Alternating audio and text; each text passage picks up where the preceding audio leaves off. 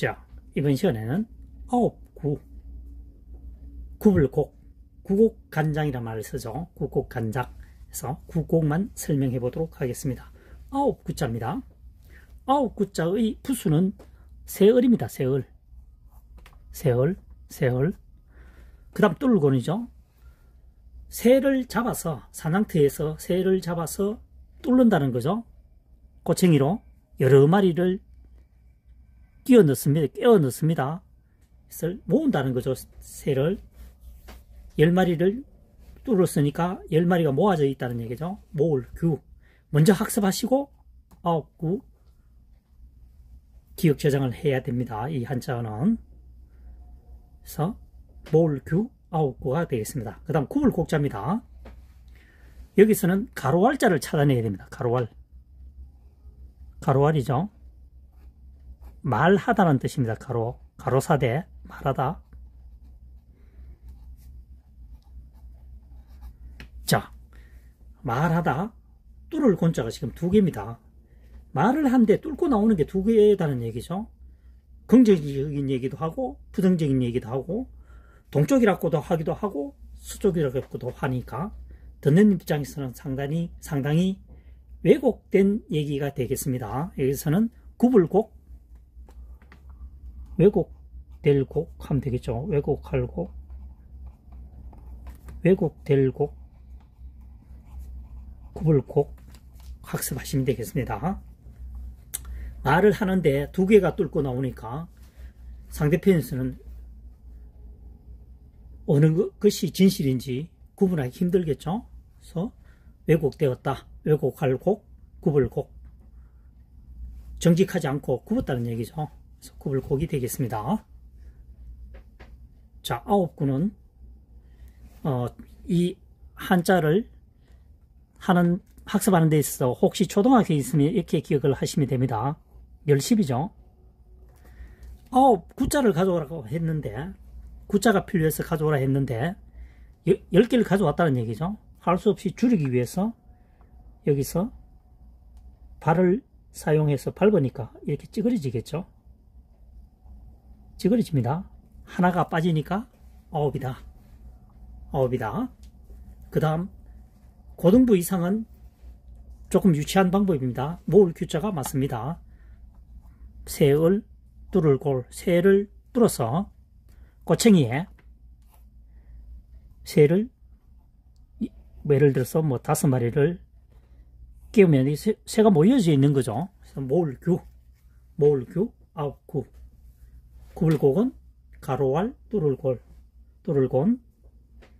말을 하는데 2개가 뚫혀 나오니까 하나만 뚫혀 나와야 되겠죠. 하나로 통일되어야 되는데 양분되어 나오니까 왜곡되어진 말이다. 왜곡될 곡, 구불곡 학습하시면 도움이 되겠습니다. 2024년형 학습법입니다. 자, 이번 시간에는 정년입니다. 정년. 파자 분석을 통해서 한번 풀이해 보도록 하겠습니다. 자, 우리가 정년퇴직하다 이 한자하고는 다릅니다. 고물의 정자, 장정정인데 정년은 20살의 남자를 말한다는 거죠. 장정이 됐다는 얘기죠. 해가 바뀌어서 장정이 된 나이가 정년으로 인정한다는 얘기죠. 20살에. 자, 고물의 정입니다. 하나일이죠. 갈고리 골입니다. 고물회가 어떻게 생겼냐면은 이렇게 생겼죠. 그래서 갈고리 역할을 한다는 얘기죠. 하나의 갈고리 역할을 하는 것은 고물회라는 얘기입니다. 고물의 정. 고물회는 주로 누가 가지고 다니느냐? 장정이 가지고 다닙니다. 해서 고물의 정, 장정정 되겠습니다. 장정. 고물의 정, 장정정. 그 다음 못처럼 생겼죠. 해서 못정 되겠습니다. 두 번째 해년자입니다. 해년.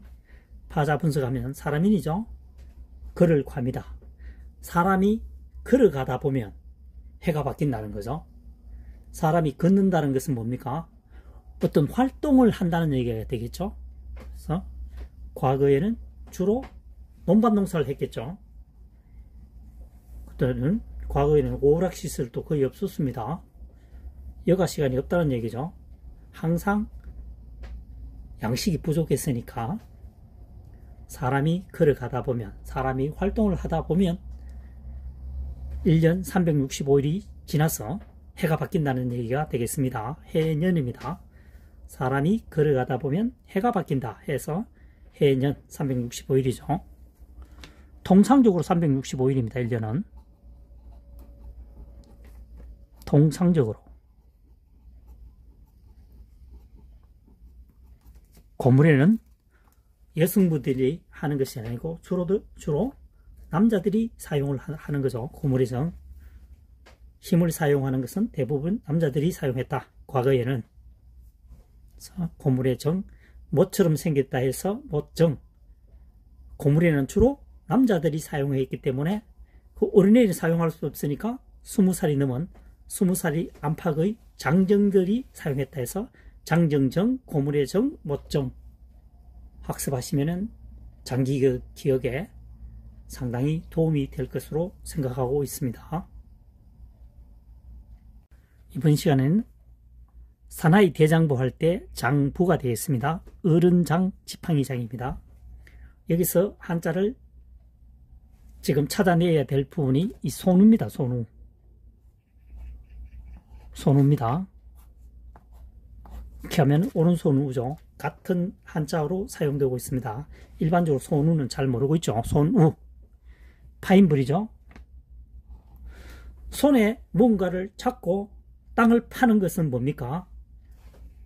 지팡이장이죠. 지팡이죠. 그래서 지팡이장으로 학습을 먼저 하고, 지팡이는 뭡니까? 나이 많은